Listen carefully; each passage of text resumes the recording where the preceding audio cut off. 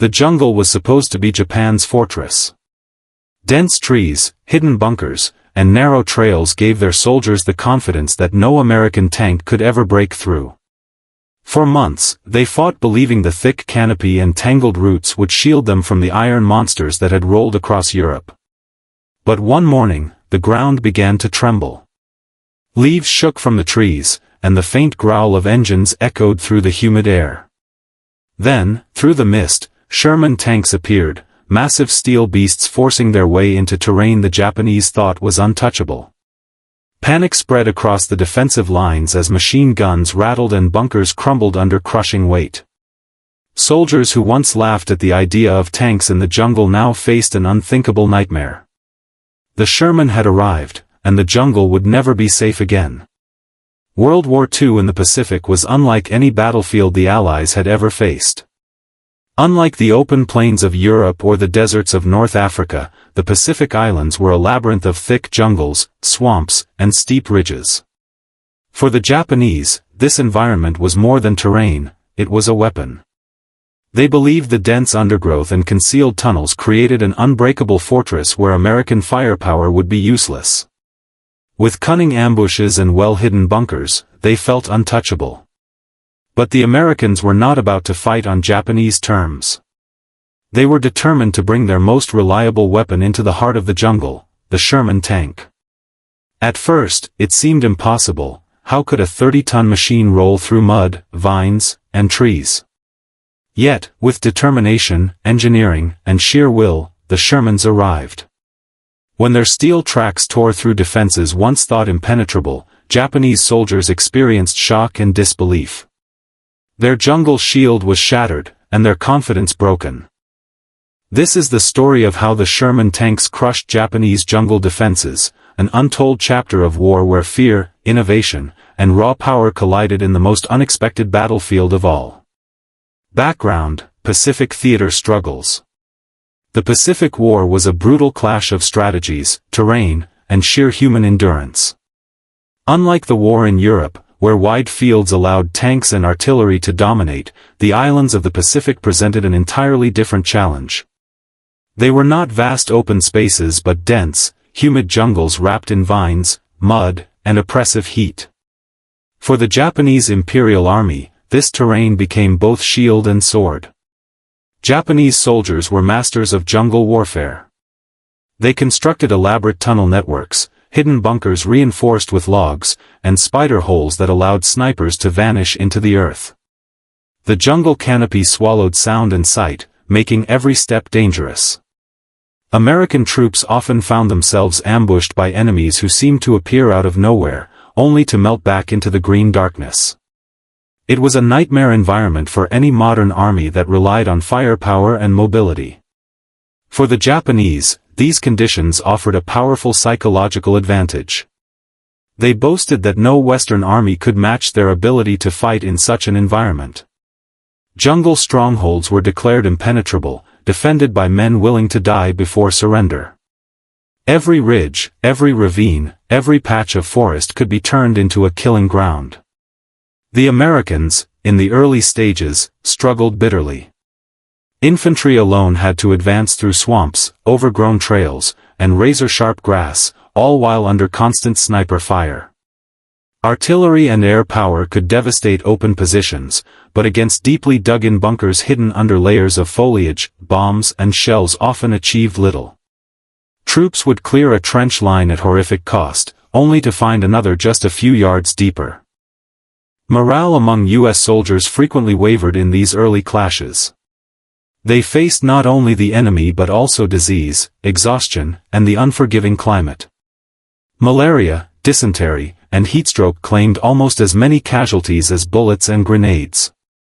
To many Americans, the jungle itself felt like an ally of the Japanese, choking their progress at every turn.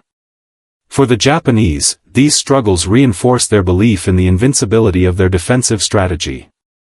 They saw the Americans bogged down in endless firefights, losing men by the hundreds for every inch gained. Commanders reassured their troops that the jungle would protect them. They scoffed at the idea of tanks, arguing that no machine of steel and gears could crawl through the tangled wilderness. But beneath this confidence, cracks were forming. The Japanese underestimated not only the American willpower but also their ability to adapt. The U.S. military was learning, slowly and painfully, that brute force alone would not be enough. If they wanted to break the jungle fortress, they needed something new, something the Japanese had convinced themselves could never come. That something was the Sherman tank. Arrival of the Shermans. When the U.S. military first considered deploying Sherman tanks in the Pacific, even many of their own officers doubted it could be done. The Sherman was a 30-ton machine, designed to fight across open fields and rolling hills, not to crawl through dense jungle thickets or swampy ground. The idea seemed absurd. But desperation breeds innovation, and American commanders knew that without armor, the war in the Pacific would continue to bleed their forces at a terrible rate. Engineers and combat troops were tasked with solving the impossible: how to bring tanks into an environment that devoured vehicles whole. Bulldozers carved narrow paths through forests, sometimes under fire, turning trails into makeshift roads wide enough for a Sherman to squeeze through. Bridge-laying units devised ways to span muddy streams and marshes so the tanks would not sink into oblivion. Supply teams worked tirelessly to transport fuel and ammunition into areas where even trucks struggled to move. The first Japanese encounters with Sherman tanks were nothing short of shocking. At places like Bougainville and later on Saipan, Japanese defenders were stunned when the supposedly impassable jungle suddenly roared with the sound of engines. From the thick green curtain of trees emerged American armor, its steel tracks grinding forward, its gun turrets scanning for targets. The disbelief was palpable. Soldiers who had been told again and again that tanks could never enter the jungle now saw them bearing down on their positions. At first, some Japanese troops assumed these tanks must be isolated, vulnerable targets. They rushed forward with grenades and rifles, determined to destroy the iron beasts before they could wreak havoc. But when their bullets bounced harmlessly off the Sherman's armor, and when their charges failed to disable the advancing machines, fear began to set in. The jungle, their trusted ally, had been breached. For American infantry, the arrival of the Sherman was more than a tactical advantage, it was a lifeline. Soldiers who had fought tooth and nail against fortified bunkers suddenly had a powerful ally at their side. The tanks could blast open defenses with their cannons, crush through log barriers, and even collapse tunnel entrances by rolling directly over them. In many battles, infantrymen described the relief they felt upon hearing the growl of Sherman engines nearby, knowing they no longer had to face the jungle fortress alone. The Japanese commanders quickly realized that their assumptions had failed them. The thick vegetation no longer offered the absolute protection they had counted on. Their defenses, once thought unbreakable, were now vulnerable to a weapon they had dismissed as impossible. The shock of the Sherman's arrival would only grow deeper as the battles intensified, turning what had once been safe havens into deadly traps. The jungle was no longer theirs. The shock in battle. The true measure of the Sherman tank's impact came not in its arrival, but in the chaos it unleashed once battle was joined. For the Japanese soldiers who had dug their defenses into the jungles of Bougainville, Peleliu, and Saipan, the sound of tank engines was not just unexpected, it was terrifying. The jungle, which had once provided safety, now funneled them into kill zones where the Shermans ruled with relentless force. Imagine the scene, a quiet, tense morning in the Pacific jungle. Japanese sentries crouched in camouflaged bunkers, rifles ready, their eyes scanning the thick undergrowth. They expected infantry patrols, perhaps artillery barrages, maybe even aerial strikes, but not what came next. The ground began to shake under their feet. A low, metallic growl echoed between the trees. Then, breaking through vines and foliage, massive steel machines emerged. The Shermans advanced in a line, guns swiveling, their tracks ripping apart the earth. Panic spread instantly.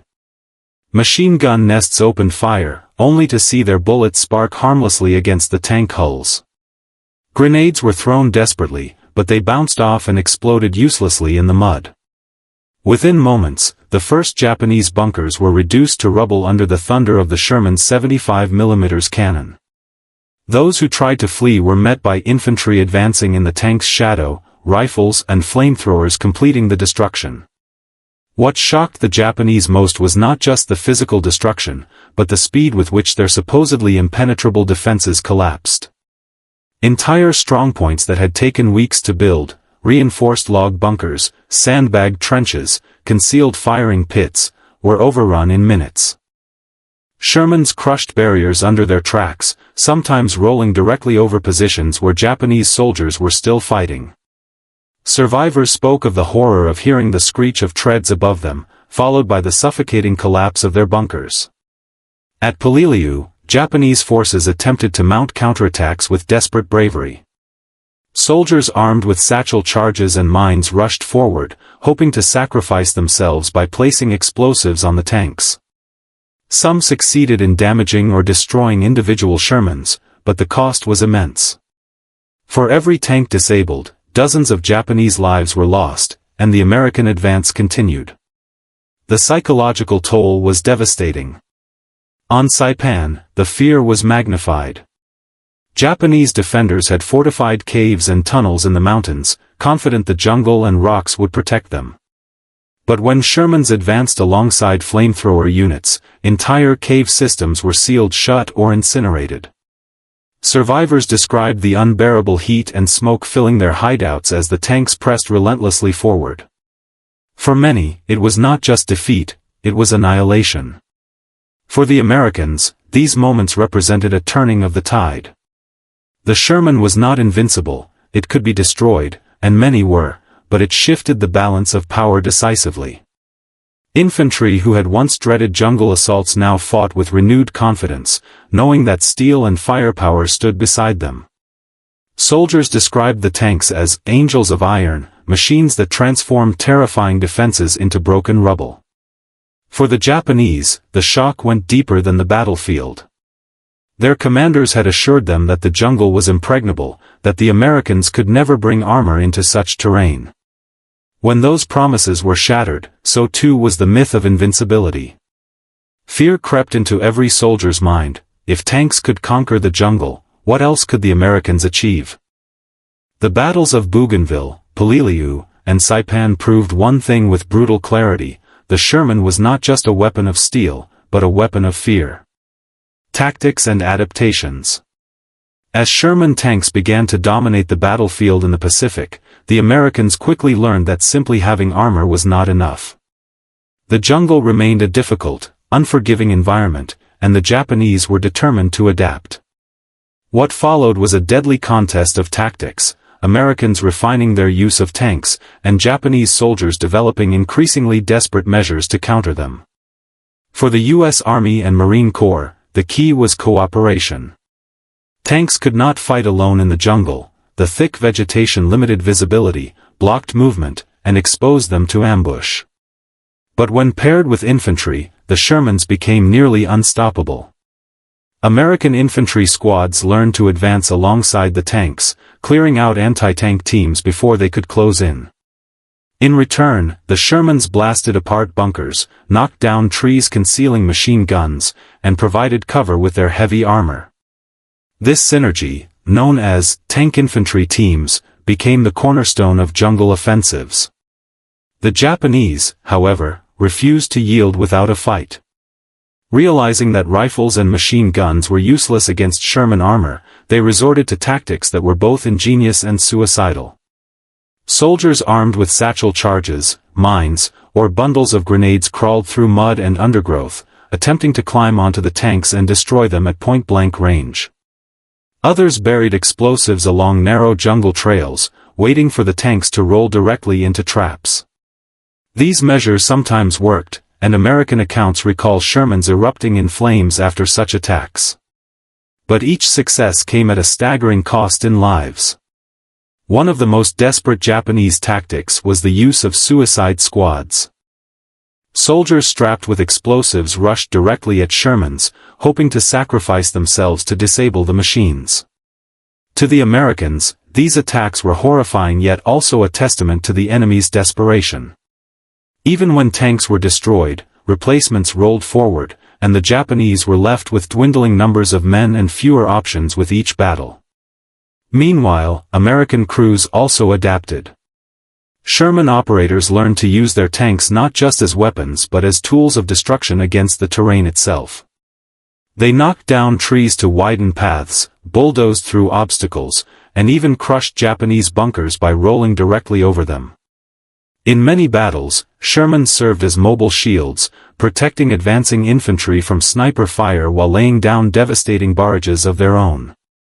The cat-and-mouse struggle of adaptation highlighted the brutal truth: while the Japanese could slow the Sherman, they could not stop it. Their bravery and willingness to sacrifice could inflict damage, but it could not change the tide of war. Each failed countermeasure deepened the sense of inevitability.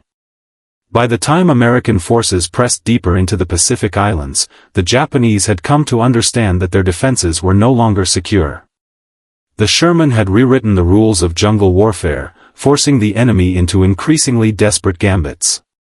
What had once been a fortress of foliage was now a battlefield where steel, strategy, and relentless innovation decided the outcome.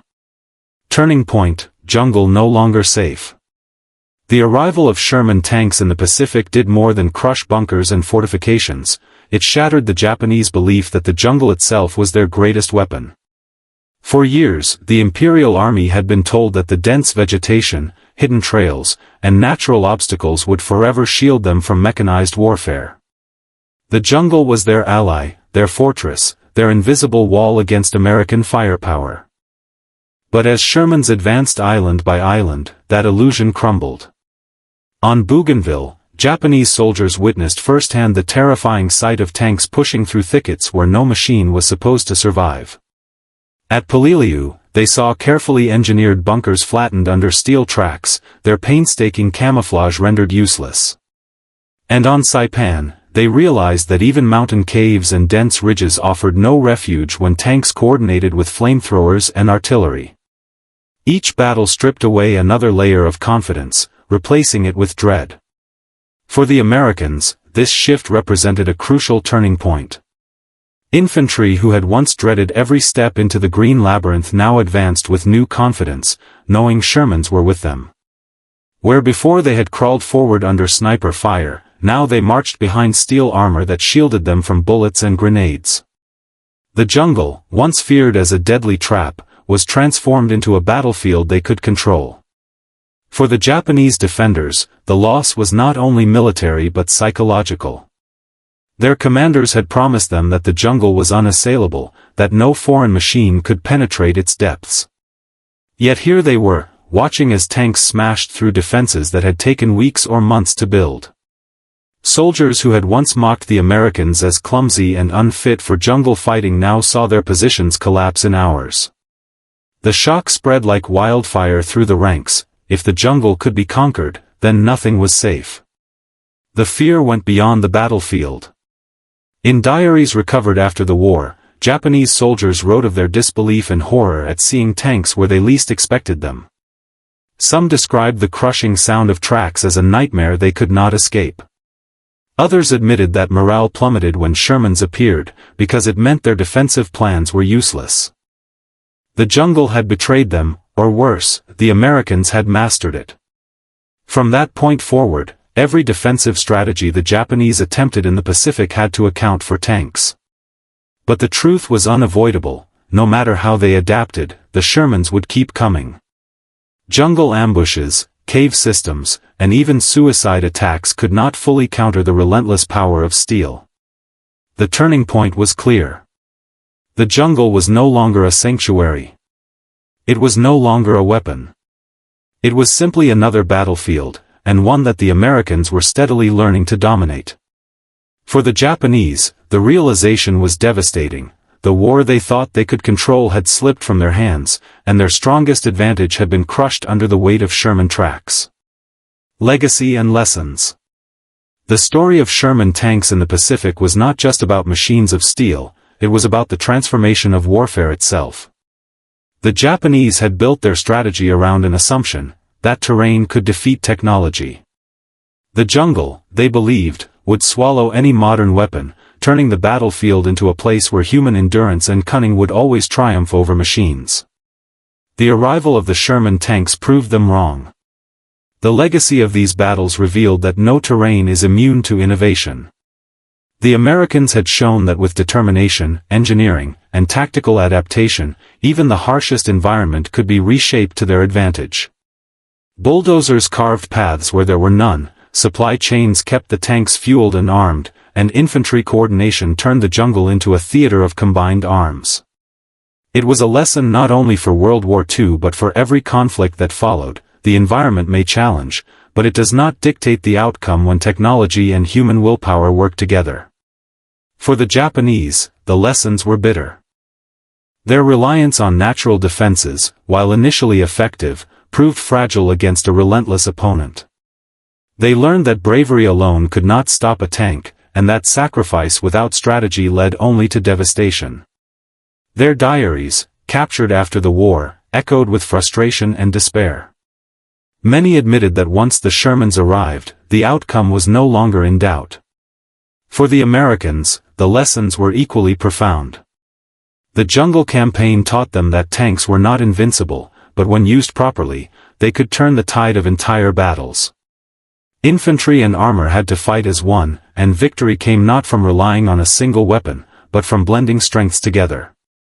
This concept of combined arms, different units supporting one another, would go on to shape military doctrine for decades. Perhaps the greatest legacy, however, was psychological. The myth of the jungle's invincibility was destroyed. Soldiers on both sides realized that no defense is absolute, and that innovation can topple even the most confident assumptions. For the Japanese, it was the beginning of despair. For the Americans, it was the spark of momentum that carried them ever deeper into the Pacific. The jungle had been conquered, not by fire or bombs alone, but by the relentless grind of Sherman tracks. In the end, the story of Sherman tanks in the Pacific was not just about steel machines pushing through trees, it was about the collapse of certainty. The Japanese had believed the jungle would defend them, that nature itself was their greatest ally. But when the Shermans roared through the undergrowth, crushing bunkers and blasting strongholds, that belief was shattered forever. For American troops, the tanks represented salvation. They were the difference between endless, bloody stalemates and decisive breakthroughs. For Japanese soldiers, they were a nightmare that could not be stopped, a reminder that no defense was truly safe. The legacy of those clashes still echoes today. They remind us that war is not only about weapons or courage, but about adaptation. In the jungles of the Pacific, the Sherman proved that innovation can break even the strongest fortress, and that no sanctuary is beyond reach.